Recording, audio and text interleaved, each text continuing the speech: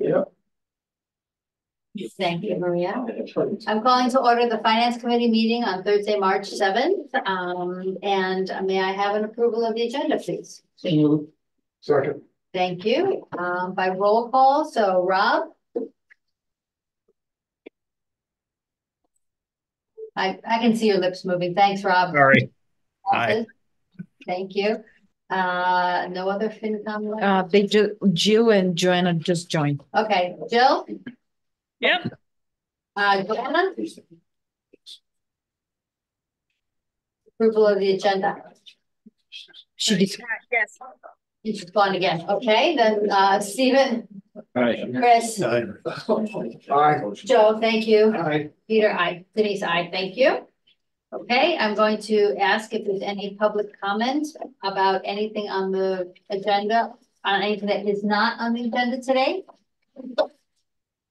Don't see any electronic hands raised. Any hands raised in the audience? No? Okay, I'm going to close public comments. Okay, so discussion of warrant articles for annual town meeting 2024. It's Article 72 from Mr. Phones, bylaw amendment, repeal chapter 141 stretch energy code. So, John, could I ask you to come up to the big kids table, please? Sure. Thank you. And bring whoever you'd like with you. Betty, I know you want to come up to the table.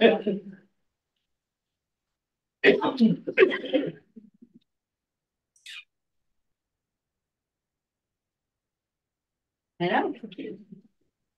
I'll bring those ties, they're just working. Exactly right. Paying people to show up has helped.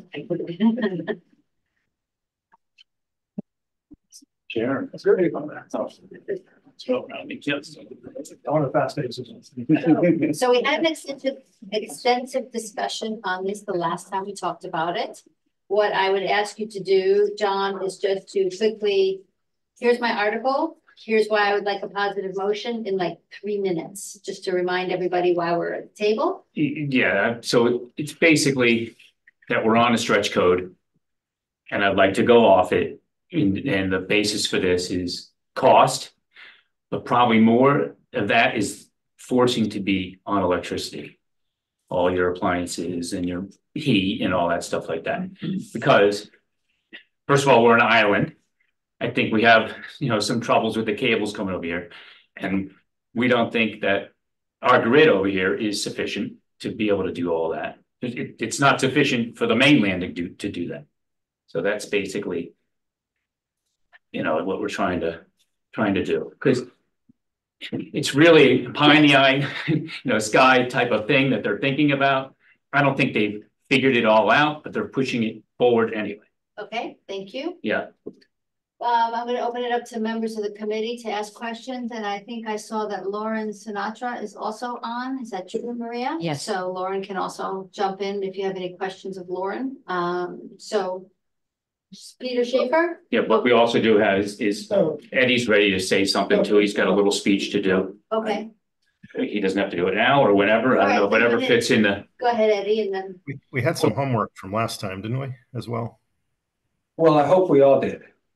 And in that, I've done a lot of research on this and just kind of read something I prepared to maybe start this with. Any of the opinions that I have here come from experience and knowledge of the HVAC industry and the studies to become self-educated on many aspects of the impact of the code, both financially and environmentally. My hope here today is that you listening to me have done your best to become self-educated and understanding it. Thusly voting on this, that you, that we not just follow the state's quota as the rest of the state has done, but we're voting in these decisions on our own opinions, our values, and our own understanding of the code. And I want to clarify something because I think that maybe people don't look at it the way I do. So deviating from the stretch code doesn't mean that we're neglecting our planet, because a lot of this is based on climate change and the concepts of the greenhouse gases. So it doesn't mean that we're neglectful of that. It just means that No, we have a problem, but we're not convinced that the code as it is written will have a significant positive benefit to justify the implications of the impact that this code is putting on us. And so my proposal is a little different than John's. I do think that we need to look at the expense of building, look at the further expense of the utilities, look at the infrastructure and the expenses that we're going to have there and the complications we have, but that we go back to looking at base code, proper building methods, tight homes, using more efficient appliances, but utilizing all of the energy resources we have available. And so that's kind of where my stand is on this. One of the ladies during this last meeting had asked about, where is our energy coming from and how much of it is electricity is coming from fossil fuels. So I didn't want to make up a number. So I did my research on it, and it's currently 74.1% of our energy is being produced with natural gas, and 3.5% of it is coming from petroleum products. So 77% of our electricity is coming from the production with natural gases and fossil fuels. So I don't think electrification is a full answer. I think it's using less of it, using it more efficiently and such. So that's kind of where my stand is on it. Thank you, Eddie. Patrick, is it? Patrick, yeah. Yeah. Did you Mine want to is, say something as well? yeah, it's pretty short. Somebody asked me my opinion as a builder, and I'm not disagreeing with what John and Eddie are saying. I'm just looking at it as the electricity that we have in Nantucket today. Being a builder, being a caretaker, I have witnessed, over the past 5 years, numerous locations on island, Akimo, Squam, all the town, in the summertime, losing electricity due to the demand on that street, transformers melting, national grid coming, changing and fixing. So, and mine's only common sense out of my own head. There's no facts behind it. The island can't deliver the electricity that it needs before we have a new code, in my opinion. And I think National Grid should really have a voice here saying, can they deliver Nantucket what it needs if we adopt the stretch code? And one other little curveball is electric chargers, right? So last week, a customer asked me for an electric charger in the house. It was for a new Jeep. It was a 40 amp breaker. And we're putting in a house that has 200 amps. So we're taking a quarter of its electricity just to charge his Jeep. And the only other experience I had with a charger was a bigger car. It was a 90 amp charger. And he wanted it in his garage, and his garage was detached from his house. His garage had 100 amp service. The new car he bought needed 90 amps charge. So I think the whole group are going to be burning if this is kicked in. That's just my common sense. Thank you, Patrick. Go ahead, Peter. First of all, I have to say that I've been living on the island full time for 7 years, and every year electricity gets better and better and better. And I live in Tom Never, so I don't live in town. And we have had no outages other than maybe a minute or something like that since the last major hurricane. So I disagree with you about the power going out all over. Maybe in certain areas it does, but Tom Never is pretty far out, and we don't have any problems. Explain to me why there's only 2 other municipalities, I think it's 2, that have chosen not to participate. Is everybody else dumb? Are we smarter? Or is it that it specifically affects Nantucket differently than it affects anybody else? Well, I think they haven't, maybe they're not, a lot of people here aren't paying attention, right? But I think they also haven't been hit with this when it's changing in July. It's getting a lot stricter in July. July 1st, it goes to a 42 hertz rating. So you don't know, maybe they will follow suit, but two towns have gotten out of it. Right. You know, and there may be more that follow suit, we don't know. I mean, I can tell you the same thing, I agree with him, right on my street, it went out about, 3 months ago, same thing, power went out and it was too much draw. And that was only 2 months ago, and then I was working on Ahab Drive and the same thing happened there and that was probably 4 months ago.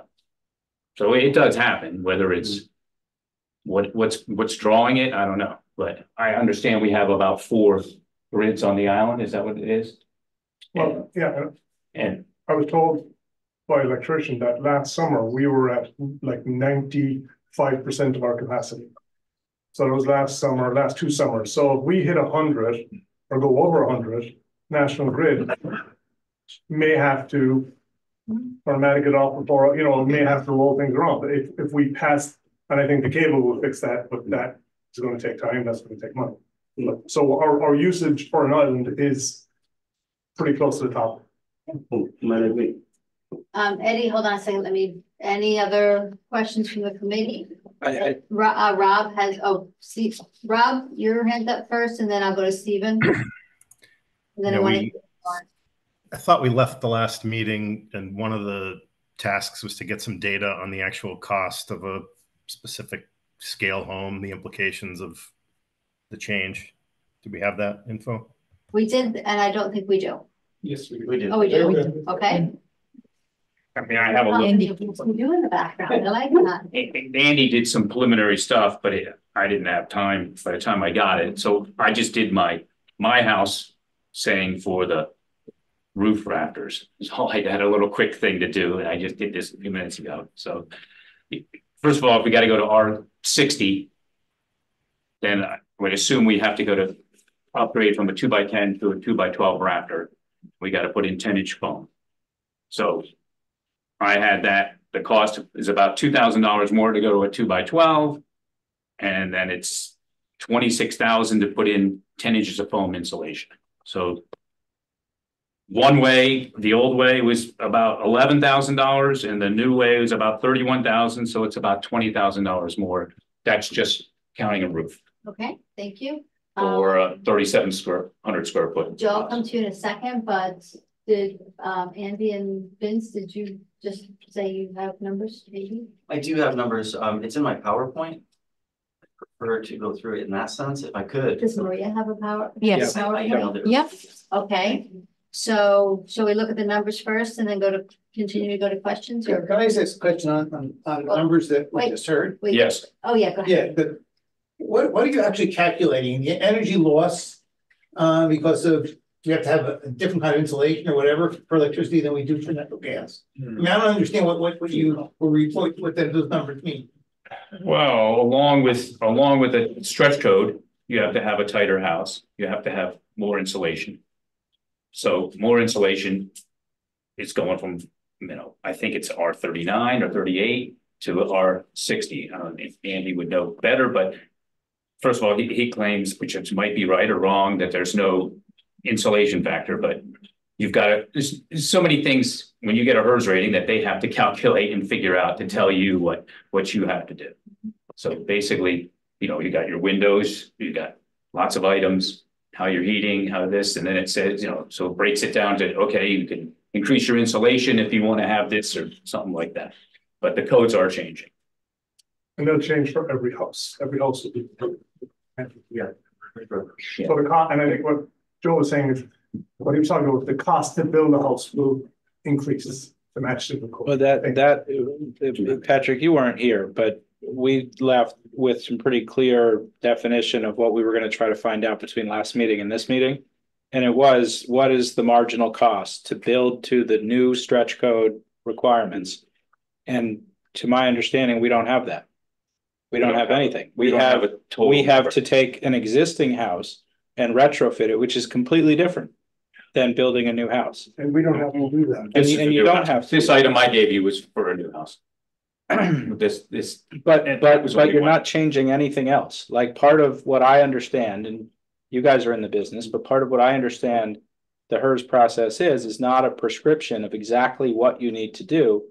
There's a number of different factors, and you can decide I want larger windows, or I want to pay for a more expensive type of window that's gonna be more energy efficient, so you can do all sorts of things. So maybe your situation is right. If you left everything else about your house the same, then you'd have to spend an additional $20,000 on the roof. But you don't have to spend an additional $20,000 on the roof because there's other things that you might be able to do. Well, I can give you my example. I'm just gonna put film on my windows, not change the size of the windows, put film in between the glass. That was an extra $2,500 across the board for the whole building. I sent it to Andy and he said, oh, that'll take, it's not worth it. And that'll take 25 years to pay off the $2,500. Don't do that. We'll make it up in insulation, something like that. So everything has its right. Yeah. I think that illustrates the point that I'm trying to make, is that there's lots of different ways to do this thing. So to pick out one thing, that who knows, maybe that's one of the more expensive options, is to, change the way you're going to build your roof. I don't know. And that's why we were asking the question, what are the marginal costs, and just to get to one thing. I wasn't a part of the last one. I'm just giving the electricity is the one, the island's infrastructure of electricity is my main comment based on service calls. That's what it's coming from. And like I said, it's just a common sense. I understand. I didn't mean to single you out. Yeah. I just meant you weren't here. So for your edification, that's what we were trying to do. And I don't know that we're any closer to that. Can I have two? Actually, I cut Joe off before, so I was gonna let Joe go, and then you can finish. So let Joe go, and then back to you, Stephen. Go ahead, Joe. I guess I'd feel a lot better about making a decision if we had some sort of an expert opinion on the incremental cost of this that would suggest that it wasn't a realistic, smart thing to do. I don't think we have that. We're on the other side. Okay, go ahead. So one piece was, if maybe we can ask, Lauren is on the call. Maybe she can tell us about how close we are to the energy grid's capacity. Mm-hmm. So maybe we can start there. I don't know if there's information available on that, but that would be instructive, I think. Lauren, if you're on thank you, Stephen. I've heard a lot of, I don't want to say they're wrong assumptions, but maybe misunderstandings or just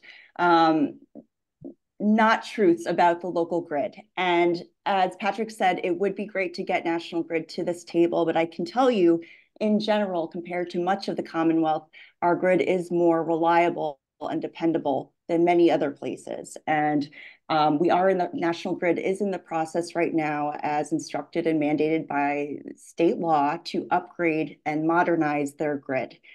So what I would say is Nantucket has, for most of the year, more than enough power capacity. There are many hours, dozens of hours, maybe in the summer peak load timeframe, where we're most likely going to have to shift peak in order to defer this need for a third cable, which the forecast has been expedited due to the rate of development. I don't think switching to electric hot water heaters or electric vehicles is going to bring us over the precipice of needing the third cable. But I think we do need a more formal answer from National Grid regarding the state of our grid and the impacts of stretch code. I don't think it would be wise for us to make these assumptions or to have them as basis for such an important decision. So Denise, I'm happy to try to get those answers for you if I can. Thank you, Lauren. Stephen? Yeah, the other piece was about, Nantucket for the grid reasons, and sounded like there were some other reasons. I don't remember if you named them, that we're not ready to go electric. We're not ready to get off gas. And my question about that would be whether removing ourselves, we're not opting in to stretch, like we're talking about pulling ourselves out. Would that prevent us from having to go all electric houses in the future? My understanding is that's coming anyway. I might, if Lisa Sullivan might be able to address that on behalf of the state. It is my understanding this is the roadmap that the Commonwealth has charted for all of their municipalities, whether you're on stretch or not. The base code is becoming more aggressive. And when the IECC 21 gets passed, the stretch we're coming into in July isn't going to be so much of a stretch anymore. So this is the direction by state law. These targets have been etched in stone. It is up to us to meet these targets, whether we like them or not, because this is the vision of the Commonwealth and the leaders we've elected. I'd like to make a couple comments. One, I sent a lot of information after our last meeting, and I was putting things in the chat. One of the things was where your electricity came from. It was from National Grid, and it said that 34% of the electricity came from natural gas, not 74. So I don't know where that number came from. The stretch code, 301 communities have adopted the stretch code. 32 communities are following a specialized opt-in code. And yes, the Commonwealth, it is legislation, and we do have to meet certain goals by 2030 and 2050. So that is where we're going toward. We're going toward decarbonization. And my role is to help the municipal buildings get to that point. And by becoming a green community, one of the things that's required is to adopt the stretch code. And 291 communities have done that and have become green communities and are enforcing it. And like I said, some communities are not even green communities. 301 have actually adopted the stretch code. 10 of them are not even green communities. So people do that just because they want to, and to some communities, it's the right thing to do. So thank you, Lisa. There's cost information on our website, which I sent to the people that who asked for more information. And the thing I understand there's an island factor, so that's not figured in. So I don't know how to figure that in for you. So that is an issue. You're 30 miles off the coast. So thank you, Lisa. Jeremy? Thank you, Denise. I think one thing that's important to think about, if I understand this correctly, is most of the stretch code will impact new builds. And if we historically have been building, I think roughly 1% to 2% of our housing stock annually, and my understanding is that is actually going to decrease a little bit because there's no more land. All of a sudden, we can be in a position to sort of bracket how big an impact it will be on our electrical grid if we're making less than 1% new housing stock every single year. And if they have to, be more efficient and possibly use more electricity, I think this issue of the grid is actually not that large. It's actually de minimis, if I understand this correctly. Thank you, Jeremy. Nat? Madam Chair, can I just respond to what he just said? Sure. I want to clean this up really fast. Okay. If we don't build one more house new on this island, okay, you're going to use more electricity in the existing houses because people are putting in air conditioning, mini splits. They're adding electricity to things that have to be electric. Okay, I'm listening to this conversation that I think we went backwards from last time a little bit because we're mixing up what gets put in today. Okay, so what I said last time, I said the things that are gas are the things that use the most power. So we're already going to be using more electricity if we don't do anything different than we are right now. Okay, with gas heating, with electric heat pumps combined, hot water that's gas off your boiler or water heater. But there's more power in the houses because of amenities, AC. There isn't a house built without air conditioning now. I mean, that's just normal. So we're using more because of lifestyles changing and being normal to have air conditioning. There wasn't warm air heating systems here until the mid-80s, okay? So what we're talking about is we're going to have a third cable whether we did the next set of the stretch code or not. That's going to happen. But what I'm trying to say, in my way of sort of looking at all this, is we're just squeezing the noose just a teensy bit tighter with July 1st than we have now, is really what's happening. We're already in the stretch code. Right. We're just getting the noose just a little tighter. But in my opinion, that the biggest issue, you know, the hypocrisy part, that bothers me personally, is you can have all this gas out in your yard, but you get dinged in your house. That's a problem. Like, I don't care what Lisa says or anybody says that's involved in the state that's not working every single day seeing this stuff. I see this as a sort of a constitutional type thing that is going to find its way to that conversation once more people are affected. Some of these other communities aren't in the building trades like we are. They're just a house here and a house there, piddling around. It's not as big of a deal as this. This place is all about houses. I don't care what you're doing for a living, you're doing something with somebody's property. So, as I said at the last meeting, there's less energy consumed now by each individual consuming item, whether it's an automobile, whether it's a furnace, whether it's a water heater, you know, all these things use less now, but you're using more because there's more people using it. So it's not going to change the cable thing is going to happen no matter what. Just forget that. The LA feeder thing that happened, people forgot about this. They've already increased the size of the wires going to pulpits and all that kind of stuff. So they've taken care of those things. So Peter's right about what he said about that. It's just that it's more about the understanding that we're using gas against efficiency of your house. So that's where I have an issue with it. Okay. Houses are very tight now. Then you have the existing homes that are winds blowing through the attic all summer and all winter. There is a ton of energy to be captured and saved in 7,500 houses on this island right now. Yep.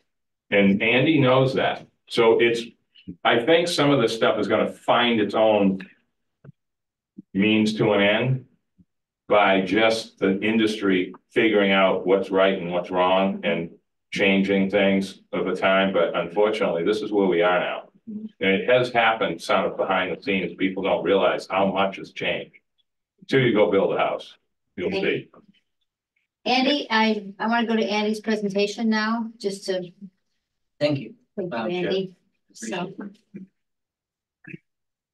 And just to tell you, just one add thing, it's 1,000, if you go 50% renovation of a house or 1,000 square feet, the stretch code does kick in. It's not just new houses. Right.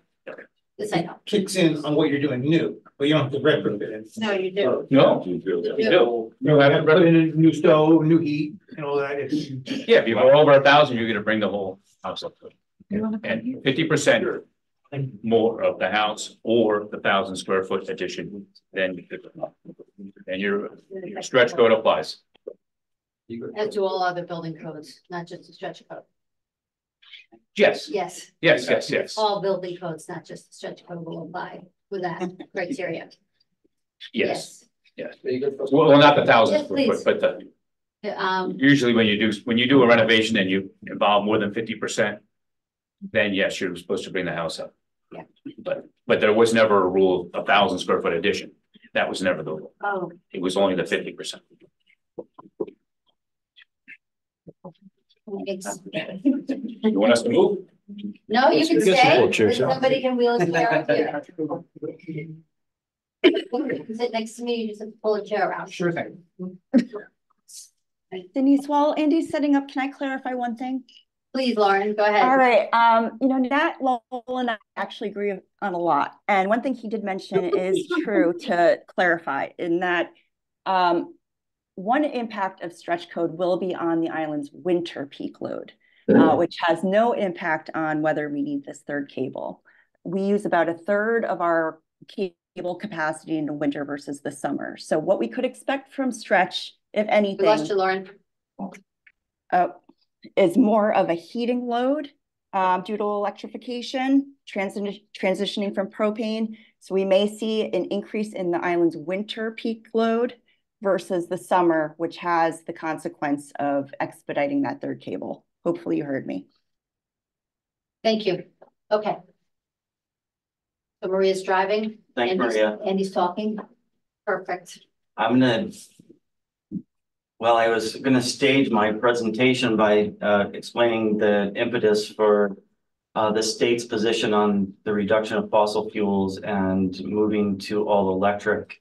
I think it's worthwhile to look at my slide 3, Maria, if you could please, which is basically the laws in place since 2021, Global Warming Solutions Act, and then the Clean Energy and Climate Plan. I've shared links with all of these. So people can look at them at their convenience and leisure. Climate Bill 2021 was signed into law in 2021 by Governor Baker. On the next slide, please. And then again, to reiterate the stretch code communities in the state, I think instructive to see that 8.5% of the population is who are still on base code. So 300 towns are, but only 8% of the population is represented by base code today. And everyone else in the state is on stretch code or specialized stretch. And I mentioned these in particular because I want to suggest that the stretch code as it is today does not eliminate fossil fuels from buildings. And it won't in this code cycle. Though the stage, as everyone in this room is pointing out, the stage is set for the state to electrify.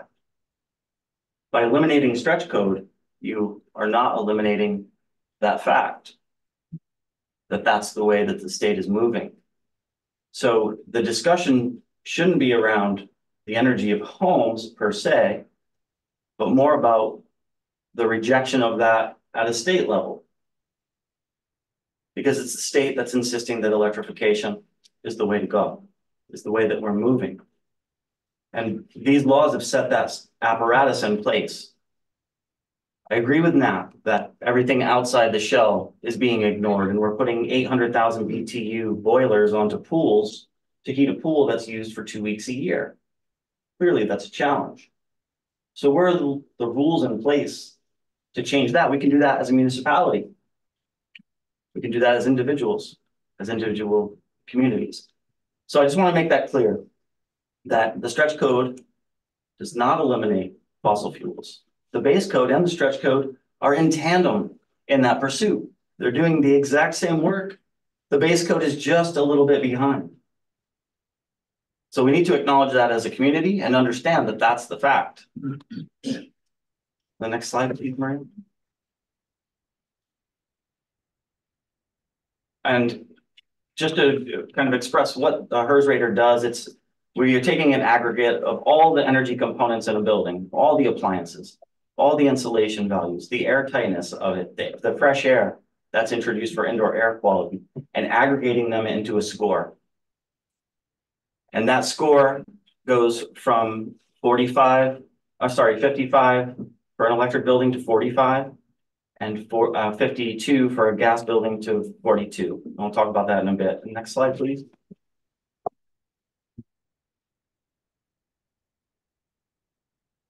Again, reiterating, fossil fuels are not on the chopping block here. This is from Mass Save and the Department of Energy. This shows the thresholds for the new stretch code as of July 1st, 2024. We're already doing the work as a community. We are doing HERS ratings on the 200 or so new buildings a year very effectively. And so the challenge is, what does it mean to go from 55 to 45 and 52 to 42? As we'll show in just a minute.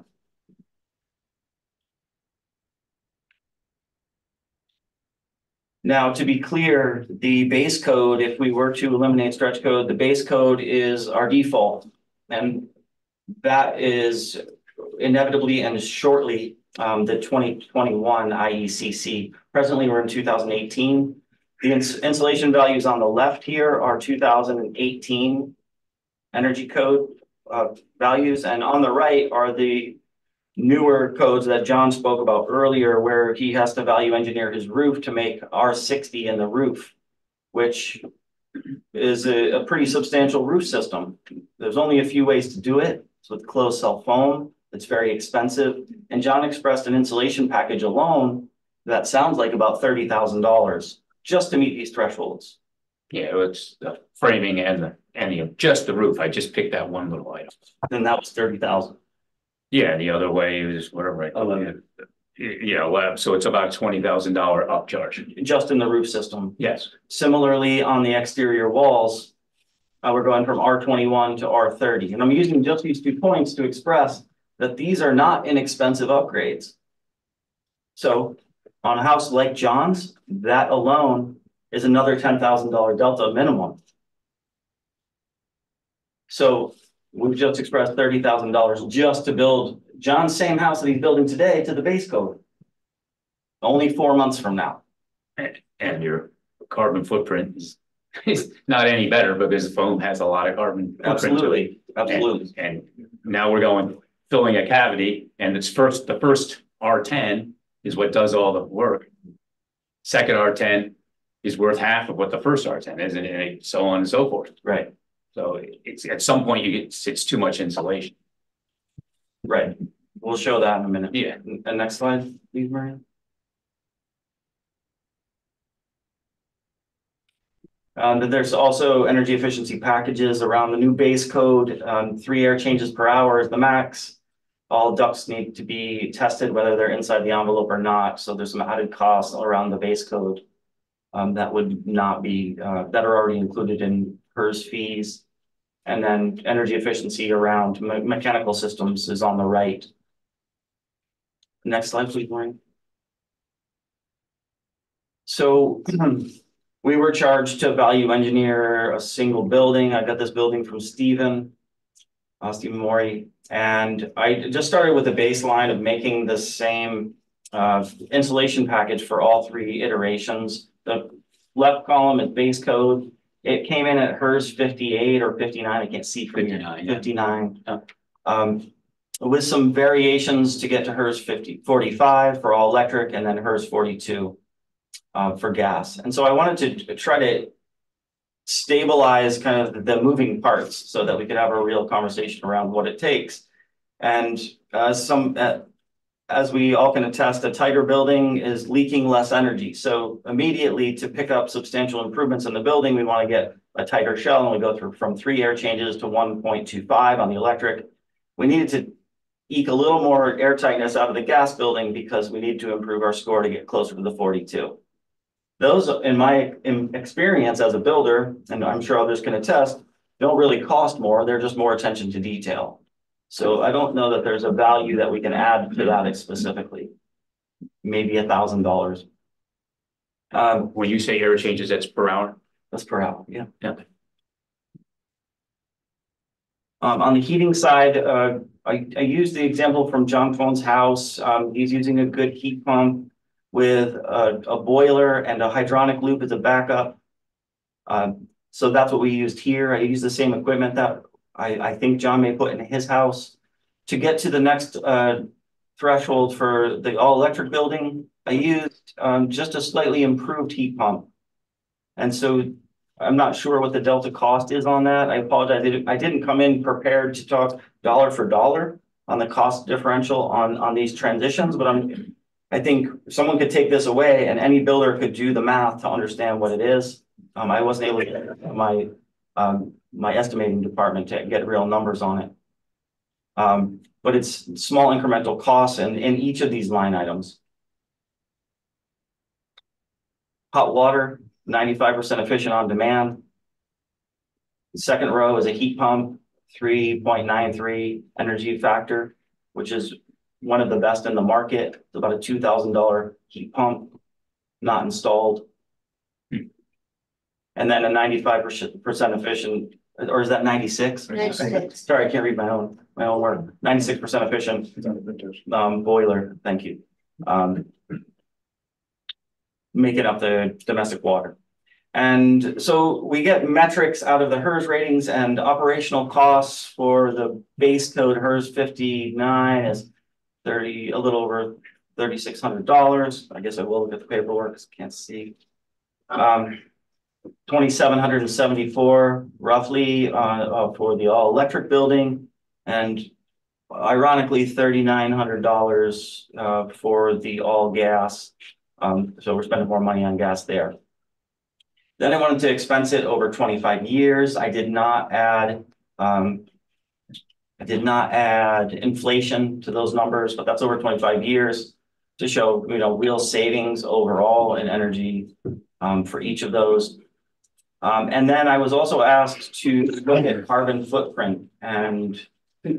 Yeah, can I, just because you're talking about these products and the costs to operate it. So before we jump on the carbon footprint side of it, can I interject a couple of things from facts and experience? No, wait until Andy's finished, please. Yeah, appreciate it. Yeah, we'll discuss it for sure. Have it ready.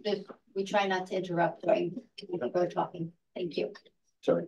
And based on the grid productivity today and where we're getting our fossil fuels and based on what the generation is on site, whether it's a fossil fuel system, these are real carbon tons per year based on a new standard that came out just in the fall called the HERS CO2 or ResNet CO2 standard. So these are specific numbers as it relates to the efficiency of the grid. And then again, expensed those efficiencies over 25 years to see tons of carbon for this one building. Next slide, please. Yeah, the materials in the building? No, it's not. And it's not the materials, although we do have the capacity to understand what the carbon footprint of materials are also. We're working on a national standard for that, so we can have that discussion on the next code cycle. I'm just saying, it doesn't make sense to bring up carbon if we're not counting everything. No, absolutely. It's John, the same thing I said to Eddie. Thank you. It just goes on. These are some of the outputs and the reports that we get out of the software. We don't need to look at them at length, just to show this is where I got the information for those values per building. The center column is the actual building, and I think that shows pretty clearly carbon footprint and then also energy use and cost. So that's how we are rating those buildings. It's not a perfect system, but it's pretty robust. I would say it's a good 90% of the rule. And then of course, once we hand off the buildings, as everyone in the room can attest, people are using buildings differently every day. So we don't exactly know how they'll be used once they're out of the box, once the present's opened. So it's just a baseline. The state has determined that this is the best metric that we can use to understand what energy is going into buildings. Next slide. Please, thank you. We just finished an all-electric home last week. It's a HERS 44. I highlighted the windows because these are the same Andersen windows we've been putting in on Nantucket for the past 20 years. They are not improved windows. The overall, I don't know what the total cost per square foot was on this house, but this is for a local family.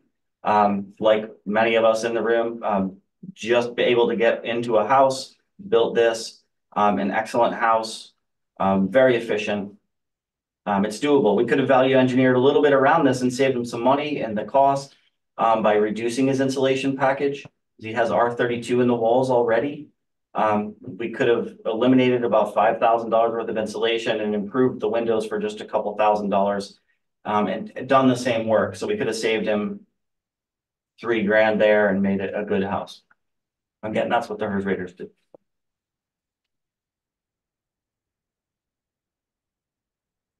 And then another propane home that was completed again by a local family, Island Family.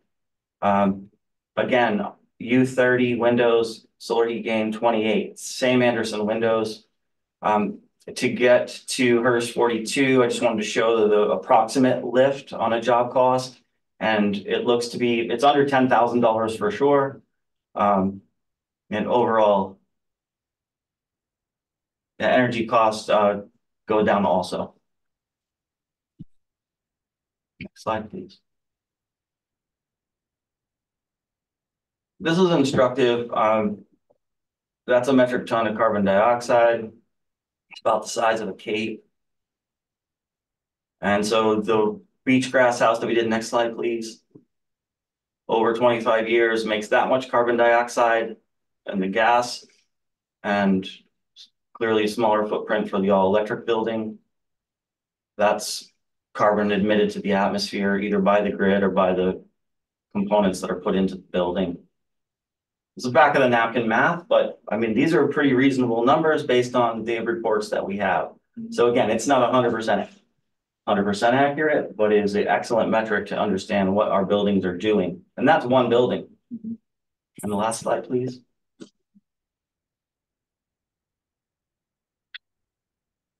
Just to say that every kilowatt hour that we save is vital. We can hopefully reduce the need for that third cable, or at least offset it.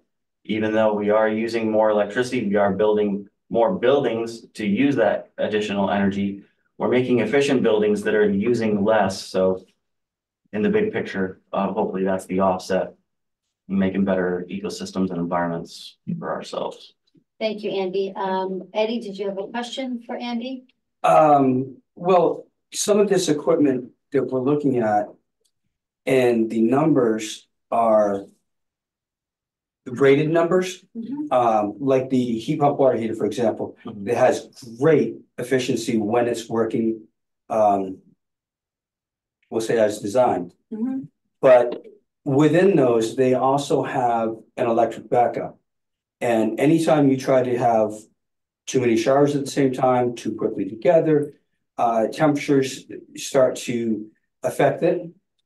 These need a certain amount of space for them to work properly. Most cases, that's not provided in the real world of building in Nantucket. So that efficiency is only there in an optimum circumstance. Same thing can be said for the air source heat pumps that we're trying to put in for heating the homes. And so as the temperatures drop, the efficiency goes away. Mass Save will even tell you that at about 30 degrees, financially speaking, a natural gas appliance is more economical to operate than a heat pump. So there's a lot of things. Heat pump. Excuse me? Depending on the heat pump. Well, I don't really want to get into a debate on this. Honestly, I'm gonna, at some point, my head is gonna spin, so I need to not have my head spin. That's what the stretch code is all about. Is in your head. A lot of the numbers are great in a perfect world. Most of them we're not working. No. All I'll say is if you disregard their efficiencies altogether, then what's the alternative? Okay. Boy, 95. Vince. So I can't fault Eddie or his enthusiasm for this, and he gives an example for a hot water heater under stressed conditions, in very cold conditions, and when there's peak occupancy in a house. But looking at it throughout the year and looking at the efficiencies and saving throughout the year, that's where you make this back up. So just to kind of reiterate Andy's numbers, and he has specific numbers that I'm just going to round to try and make a little extra point of. He's talking about $1,000 a year in savings. And when he rounds that to 25 years, it's 25 grand in savings. But this is the important piece for me, not just the financial today. It's the carbon. It's about 1.4 tons of carbon per year savings, roughly speaking, in over 25 years. That's 35 tons in carbon savings. And the one thing Andy mentioned is that this is effectively in 2024 dollars without inflation. So your savings will go up over time. You'll get more money back, but we'll consistently save on carbon. And that is the point here, that we're going to have consistent carbon savings over time. That is the purpose of Stretch. And that is where we're going with this. And that is dumbing it down. And I'm sorry that I have to do that for myself, because I needed to see it for me. But when you bring inflation back into this, it does make more sense. And then for the $20,000 you might have to spend on a roof system, you get $25,000 back in savings over 25 years. And if you're doing it on a loan, it's paid for. Okay, thank you. Yeah, then. so they're incentivizing. You're gonna get rebates, but only under electric. So, Lauren, you have your hand raised? Yes, during this time, I was able to confirm some grid numbers per Patrick's, some of the assumptions he threw out there. So Nantucket's peak load hit all-time record last year, this was August 8th of 2022, which was 55 megawatts.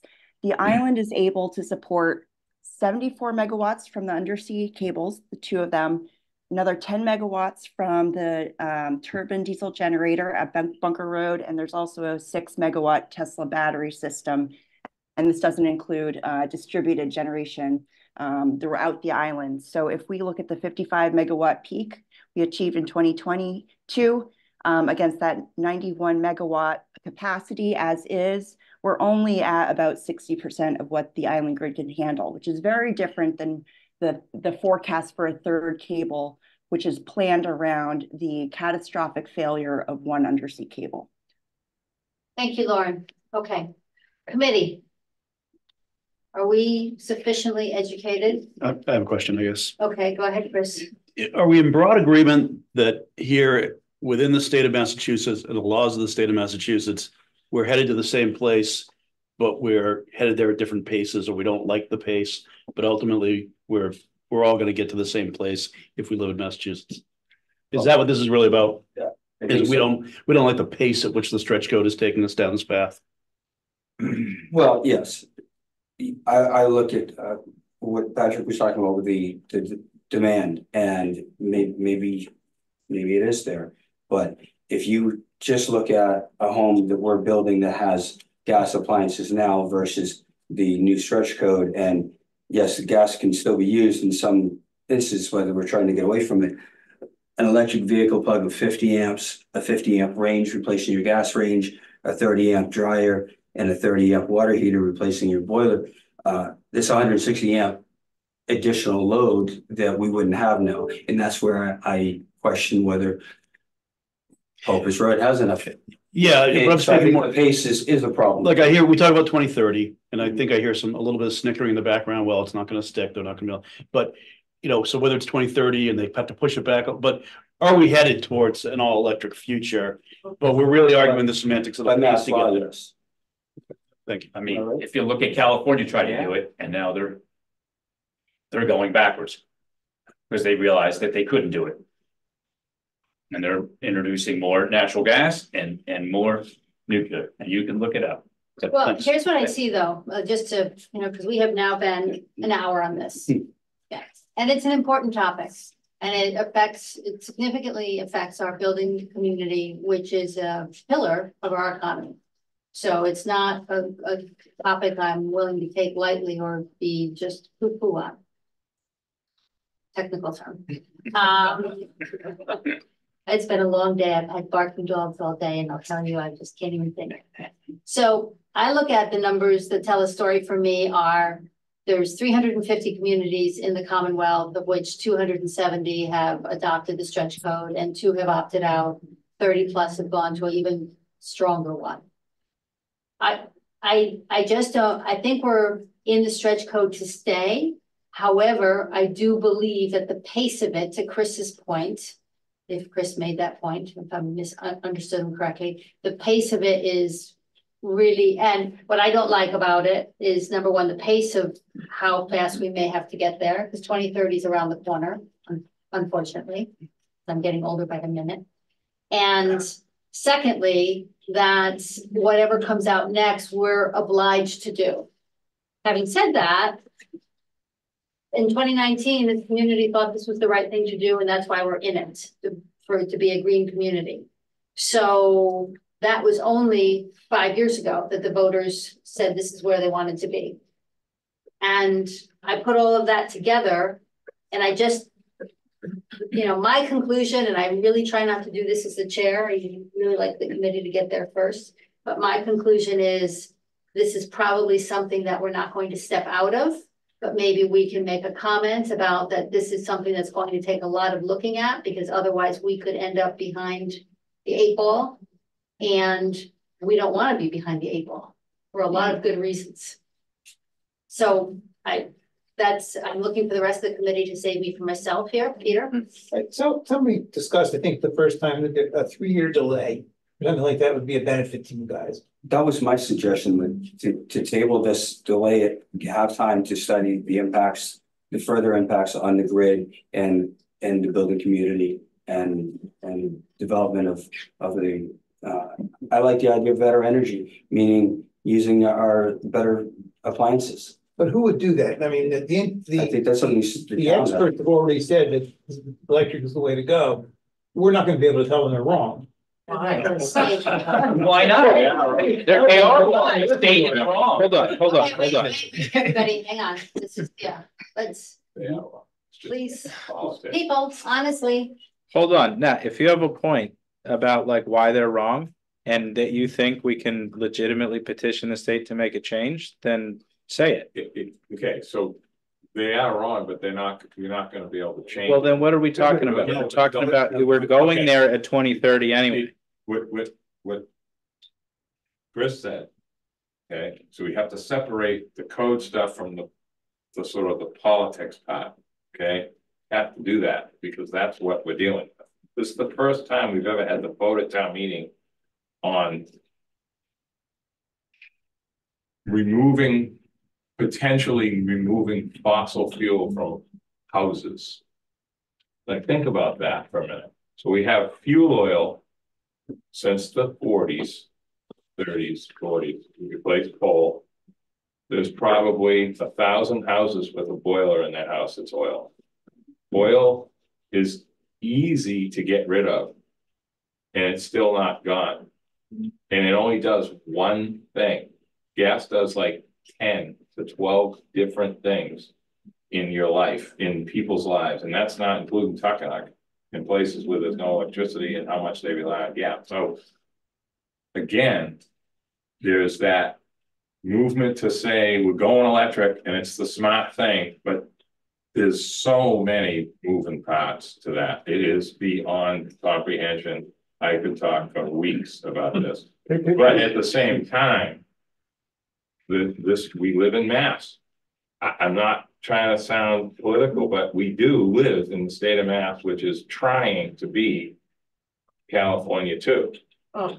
That's what's happening.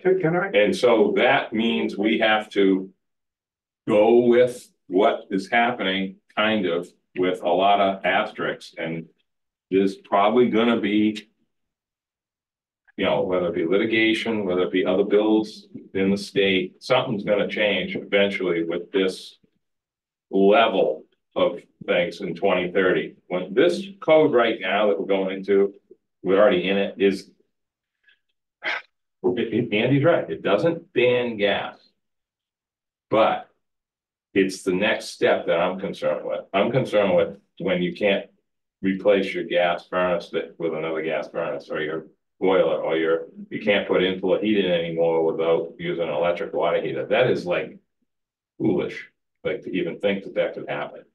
That's where we're headed. That's what I'm trying to send that message. We've got wicked tight houses here that have gas in them that burn very little anything. But that's the stuff that we're not talking about. The good that we've done. We're sort of skipping over the last 15 years of figuring out what a building envelope is. And you jump into the Jetsons, kind of. No gas. We're going to have our little car plugged in and tippy toe out to take our kid to school in our electric car. Everything's just going to be beautiful. But it's going to take years to get to that if we do actually get to that. Okay. Joe? Do you believe in climate change? I believe the climate's changing, but I don't believe our houses are making the tide get higher. I can tell you that. I think there's all kinds of things. And to me, this is part of a global effort to deal with the change in the climate.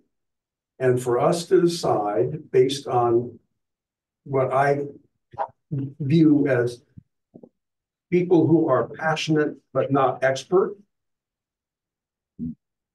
The experts, to me, win the day.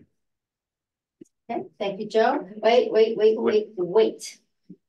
Patrick is up next. Back to mine is short and sweet, right? I really think the fact that we're having all these discussions and we haven't asked the National Grid, is Nantucket ready for the next step? And Lauren kind of agreed with me. I think that's really important of tabling it for a year. Somebody needs to answer if we have the power. That's my only question. But Lauren did. Lauren said we need to find out, and she found out. Yeah. She did. She got back to us. Of what we burned, but like asking National Grid. I mean, I've talked to linesmen of the volume of transformers they change. Like stuff is breaking. I mean, I'm just saying, and I'm not disrespecting Lauren, but like National Grid itself, is it behind? If it's behind what we're doing, then great. Then I have no. I would say National Grid has been paying closer attention than anybody in this room. I agree. That's an assumption. But why is that an assumption? That's what they do all day, every day in multiple countries. A lot of business. Yeah, they know what's coming in codes in every municipality. And to suggest they don't, I mean, it's just crazy. Peter. This is one quick question, something that's it. Make sure I understand. As of the code, stretch code today, if my gas furnace breaks, I don't have to replace it with electric. No. Okay, you're just stipulating it down the road. Concerned about the 20-30 piece. Okay, thank you. Val? I guess my concern is putting all our eggs in one basket and having no control at the end of the day of what's going to happen to any of us. I mean, if everything is electric and we can't supply enough electricity, who do we unplug? So who do we? Yeah. And I think it's a valid discussion. Sometimes I think we don't want to just discuss both sides anymore, and it's very important. And I am in the building industry, and what I see affecting most of my concern really is the older houses that are going to have to be retrofitted to a point where they're not going to exist anymore. They're not, you can't retrofit all of them with energy efficient windows and shim out the walls to put in enough insulation. And I think there should be some exemptions. There should be a mechanism that makes common sense. And I feel like that's missing, where everybody wants the right thing. It's just moving too fast and there are too many unanswered questions. Can I ask Go ahead. a question? Do you think the base code's going there? Because that's a great point, right, about our historical structures here, and it doesn't matter, state law, boom, we get blown over. But is the base code just going there anyway? I don't know that. I do. There's already exemptions. There's already exemptions for existing buildings. If they're historic. Even if not on a remodel, on a renovation, there's already appeals that we can make with the BVRS. It's embedded in the code. So it's embedded in the stretch code as well, Andy? I only saw that for historic though. Yeah, me too. On a renovation. Yeah, even you can show hardship. Well, renovation, you'd only be renovating a historic. Right. Or else, yeah. or else who cares? Well, there you go. Yeah.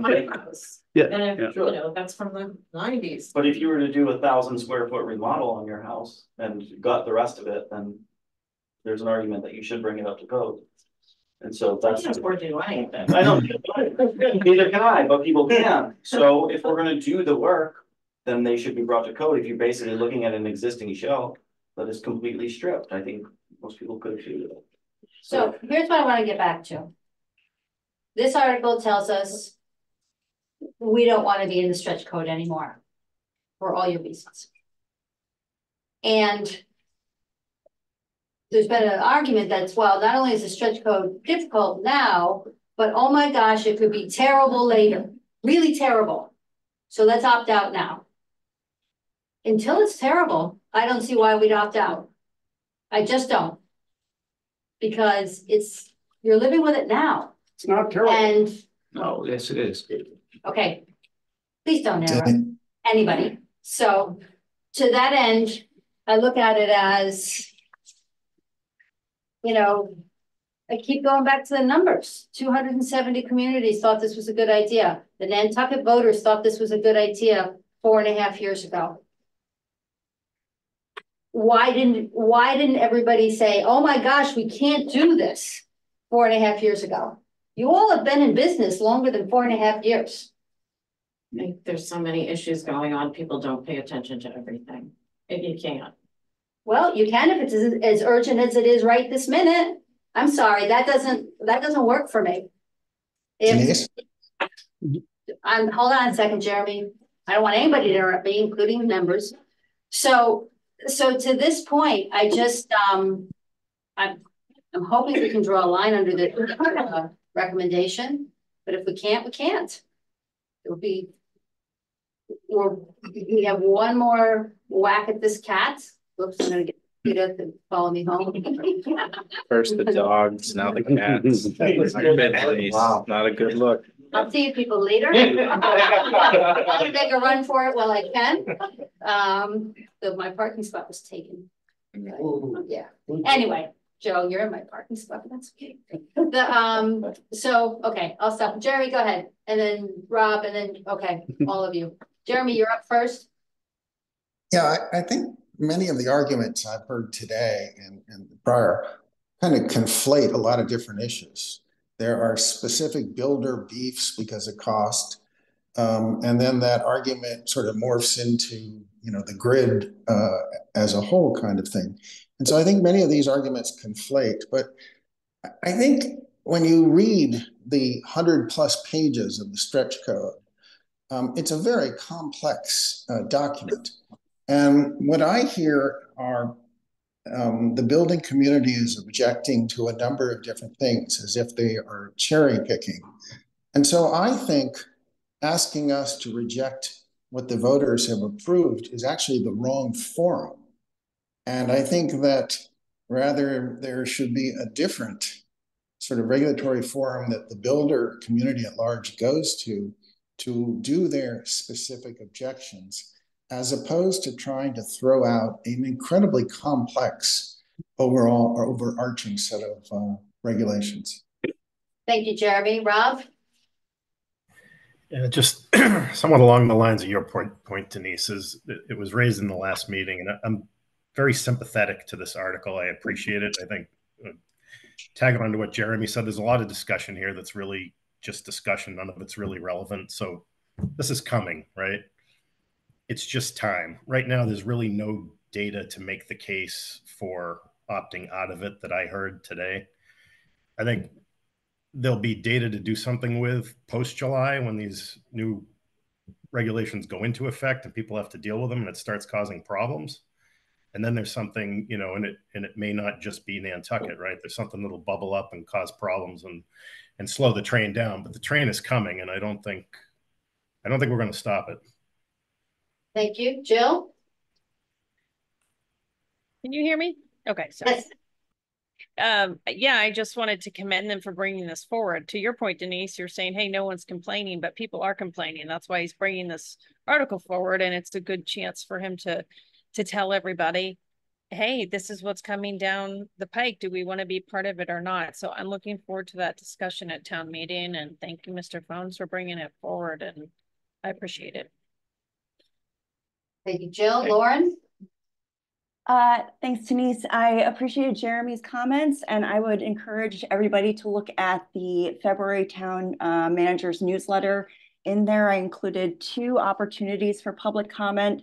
The first is on the base code update, and the second is on what National Grid has branded Future Grid. It is their grid modernization plan. So I think they are not concerned about selling us more electricity, and they are going to be making upgrades that will ensure they can continue to do that. So I don't think the grid, our local grid, should be a concern.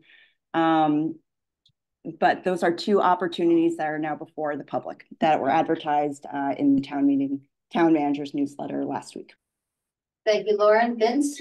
100% agree and support everything Lauren said, and to further support it, there are some individual parts that seem to be problematic. They are state level questions, and you can go to the state with those. They hold open public meetings, and I strongly encourage you to go and attend those, bring these issues there. But broadly, the code itself has broad, massive benefits for the town, for the state, and for the 270+ communities that already do this.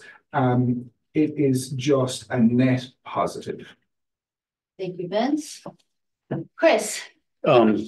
I think it's been a great conversation, and so I appreciate the level of dialogue with everyone here, and so I think it's why we have a finance committee, so I really appreciate it. I have a lot of the same points that have been made that I'll skip over. Just say I also think, given many of those points, I don't think it's a good look for Nantucket to be backing out as one of the 300+ communities in this, since we're going to be raising our hands an awful lot to ask for help with sea level rise and things that sort of you may or may not agree are directly related here. So I don't like the notion that Nantucket would be leading the charge on backing out of this.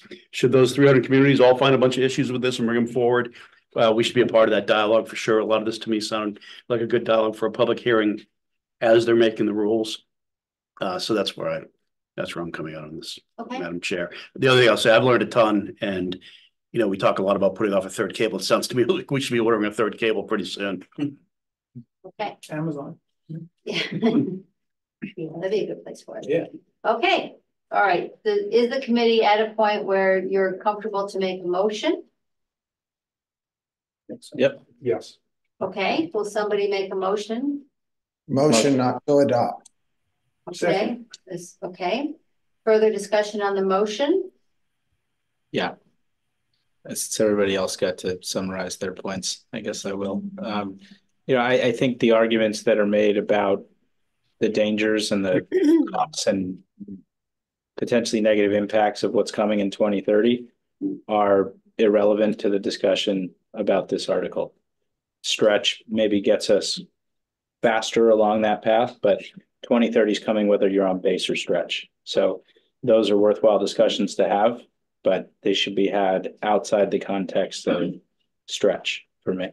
So taking all natural gas, taking all fossil fuels outside of homes, I think that's the biggest threat that you guys highlighted, but I don't think it has much to do with stretch, although the HERS rating goals might compel people to get there faster and voluntarily remove those fuels from their houses. Ultimately, that decision is going to be made for everybody unless a different discussion is had at the state level to change those requirements. So that's the reason that this doesn't have my support.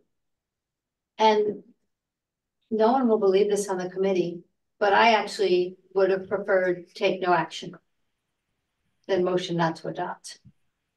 I agree.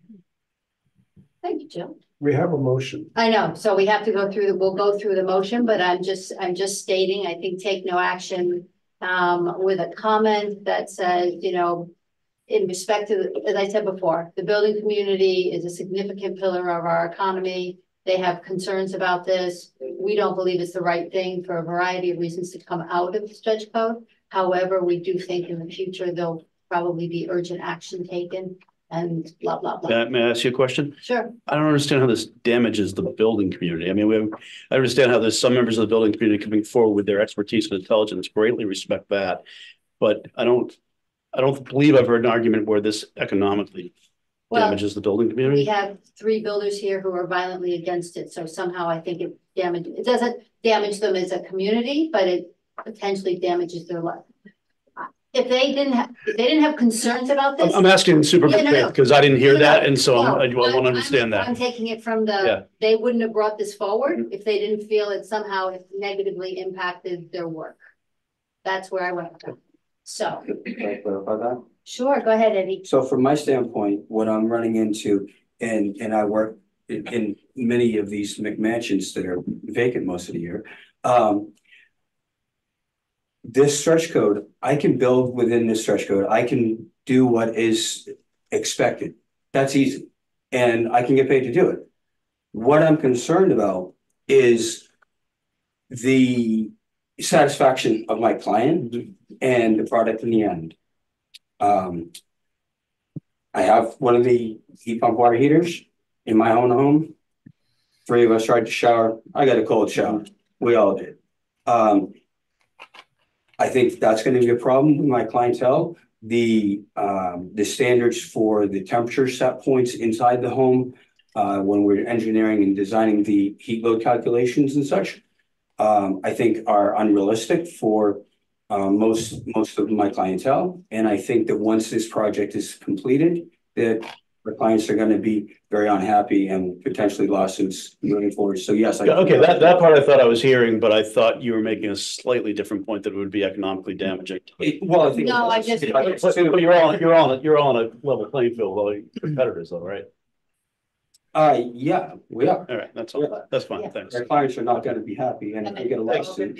Yeah. Okay, thank you. Not that I didn't think that the building industry's gonna lose money or. Yeah, I was worried that I missed that, which might have influence on where I was going, that's all. All right, okay, we have a motion on the table, motion not to adopt. Any further discussion on the motion? Send my second. Jill, I do that? Jill had her hand. hold on a second, I have to figure that out. So who had her hand up? Jill. Jill, But she took it down some. you had your hand up and you took it back down? Yeah, I just want to make the comment, Chris, I felt like the discussion kind of went literally off the grid about the grid, and that wasn't really the focus as much about. There were other things, as Denise said, about this subject that we could have talked about, but she's kind of calling. So there were a lot of issues we didn't get into. Thank you. Okay, so we have a, Peter wants to withdraw his second and I'll replace it, so we can make that easy. And Okay, if he wants to then- take his name off it for some reason, withdraw your second, oh, and then you'll second. then I'll second it. So we still have to go through the motion of voting on the motion. Can I explain my reason? My reason Sure, was, go right ahead. I agree with Denise and I would be much more comfortable with, take no action. I would be not adopt. Knew I shouldn't have said anything. So, okay, we still have to go through the voting on the motion not to adopt. And honestly, take no action is effectively the same as not to adopt. It's a little softer. It's wussy. Thank you, Joe. I appreciate the clarity. It was out of respect to the proponents of the article, is why I was doing it. In case anybody was That's what wondering. Joe said. So, and there you go. Thank you. It's been a great day overall. Okay. We have motion not to adopt, Rob. I don't know if it matters, but I would have supported take no action as well if that matters. Same. So Can we vote on things? What is going on? Vote. So vote. So here's what would happen. If enough people vote no on motion not to adopt, then somebody else makes a motion, take no action, we second it and we vote on that. But it would have to come up to a majority of no on take no action. Or not to adopt, rather. Denise, can I say something? Sure, Joanna, go right ahead. I have remained very quiet during this because I think that I think we get to a place in FinCom deliberation where there's a lot of discussion around things, and we have the same. We're focusing on the same talking points over and over again. This was there were many valid points to this. I think the issue that we face right now is it better for us to have consensus and feel like we supported the people who authored the article, or are we making a statement by voting it down? And I think that is worthy of some conversation, because that is going to carry some weight with the voters. Thoughts, Joe? If I understand the legal ramifications, town meeting does not have the right to tell the select board to get out of the green community, which is what happens if we don't adopt the new code. If we come out of the stretch We code. come out of the stress code. Then we are no longer a green community. Correct. That's certain. And if I remember correctly, what Mr. DeGiorgio John told us was that the town meeting does not have the right to tell the select board what to do. And that even if it is approved, there's a message that's sent there. But the select board doesn't have to get out of the green committee. Do not become John. John will answer. John? Good evening, everyone. I would respectfully disagree with that statement. The stretch code is a general bylaw, and town meeting has the authority to amend the general bylaws by deleting the stretch code provision. The consequence of that, one of the consequences, would be that the town would no longer be entitled to a green communities designation. And so that would have implications with respect to grant funding drying up, et cetera. But this is not one of those circumstances where town meeting does not have legal authority to take this action, because only town meeting can amend a bylaw, including removing the town from the stretch code. Thank you, John. Okay, so we have motion not to adopt on the table, and it's been seconded. And now we're going to vote. I'm going to start with Stephen. Aye. Chris. Aye. Joe. Aye. Peter. No. Rob. No. Jill. No. Joanna. No. Oh, we're doing this. Jeremy. Jeremy. Yes. You guys are killing me. 4 and 4. Where do you come in? Aye. Motion not to adopt. Okay. All right. I look forward to the discussion on town meeting floor. Thank you, gentlemen. Mary. Thank you. And Val, of course. Good job. Thank you. Thank you. I do think it might be worthy of comment though. Recognizing that. Might have a hard time getting consensus on it. No, I was just thinking about a comment to say, we recognize that this is a very difficult issue and that issues may arise in the future that we revisit this issue. Something as simple as that. I will be the stick in the mud, because I don't think the issue we're talking about here today is difficult. Like, I don't think that the speed with which we get to HERS 42 as opposed to HERS 45 is all that important, because we're getting it. So. Okay, folks. Agenda item is discussion of warrant articles. Any other articles? No. Okay, good. Val, I think you're at the table. Please. Oh, and Val, yeah, Liv Williams brought you a present many meetings ago, an FAA chart, and I have been carrying it around for you. Well, thank you. You're welcome, because I knew you needed one. Where do you want me to sit right here next to me, please? Since we're running around the room. Okay, so based on our discussion when we discussed Denise, I have to recuse. Thank you. I have to recuse myself. Okay, Joanna, thank you. Okay. Sorry, what article? I'm going to go dark. So wind farm. This was Article 77 and Article 78. We already motion not to adopt. Yep.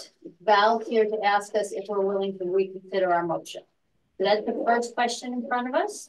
So somebody would have to make a motion to reconsider, somebody would have to second it, and we would have to have a majority vote to reopen it. Well, we were unanimous.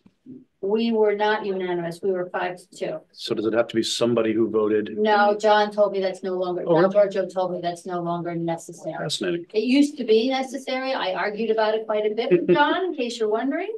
But John has educated me to be in a better chair.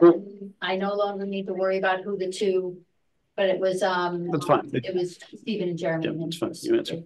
Madam Chair, do we have information that's new that's going to be presented? So we can put up the new, the revised articles. Well, 77 didn't change. 77 didn't change. Well, 78 changed. 78 changed. We changed the wording Good to see. to be more specific. Okay.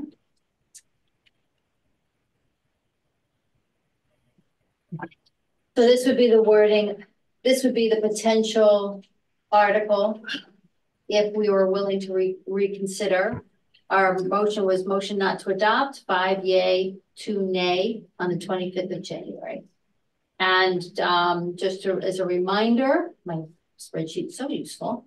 This this article is not supported by the NP and EDC. Also, as a reminder, it is, I've forgotten the word. Non-binding. Thank you. Go Val. Like a lot So of it's, what we're doing here it's tonight. not. I'm telling you, the hours of barking during the day are really starting to fry my brain. So, okay. They would be non-binding. So that would be is there a motion to reconsider? That's my question. Sure, I'll make the motion to reconsider. Is there a second? I second. Do we have to do that before? I'm sorry. Do we have to do that before understanding what the new information is? The new information's on the screen. All right, well, then I need a Okay. moment. You didn't read it yet? No. Okay. Thank you. All right. All right. So we'll just let that. Okay, thank you. Madam Chair, may I? And John, go ahead.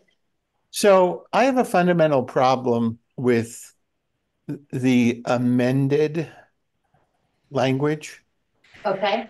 When we reviewed Article 78 out as it appeared in the petition,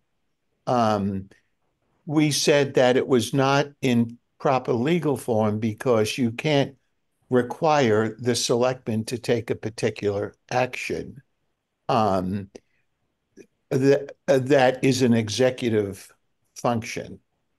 And it appeared to me that the article as originally written was purporting to be mandatory.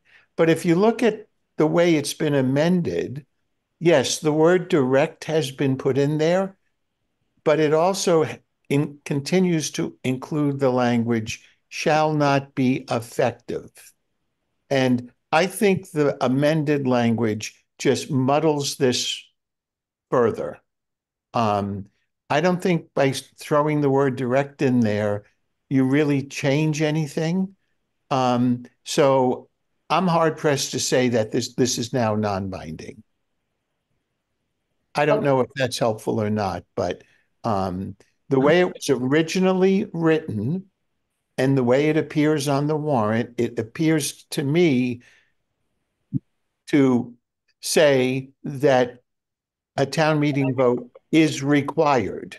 Now, this isn't a bylaw, which would be binding on the select board. So we went back and forth on this because frankly, it was muddled originally, and now it's even more muddled with the change in language. And you're not amending the warrant. Correct. The warrant cannot be amended. The petition cannot be amended. It would have to be in the form of a motion. Finance motion. When I go off to my greater glory, I want to be able to say, I finally got people to understand the difference between a warrant article and a motion. But I'm losing that battle. John. Need a few more years. Yeah, give it another 20 years, John, and you'll be good. So, Bobby, I see that your hand is up, but until the finance committee is willing to reconsider their original recommendation, I'm not going to take any public comments. So that's where we are on that. So Stephen made the motion to reconsider. Jeremy made the second. So I will do a roll call. So finance committee members, if you can take the lead down, thanks, Maria. Finance committee members, I will do a call round. So starting with Jeremy, will you, wait a minute, hold on a second. I gotta write it down. Because, you know, as we know, my brain is fried, so I'll never remember to reconsider. Okay. Jeremy? Aye. Stephen? Aye. Joanna? She's out. Oh, that's right. Sorry. Jill? Aye. Chris? No. Peter? No. Joe? No. Rob? No. And Denise, no. Okay. We'll see you at town meeting. See you at town meeting now. At least you had a FAA map out of it. Well, thank you for that. You got to listen to the stretch code for an hour and 15 minutes. Yeah. With And that, Where we participate. mandate everything to be electric. I can't remember. It was a good segue. By you. There we go. Yeah, Support this, I can't remember. I Just think thank you. that this Thanks for should that. be heard at town meeting, and it's non-binding anyway, so we'll just point voting it down.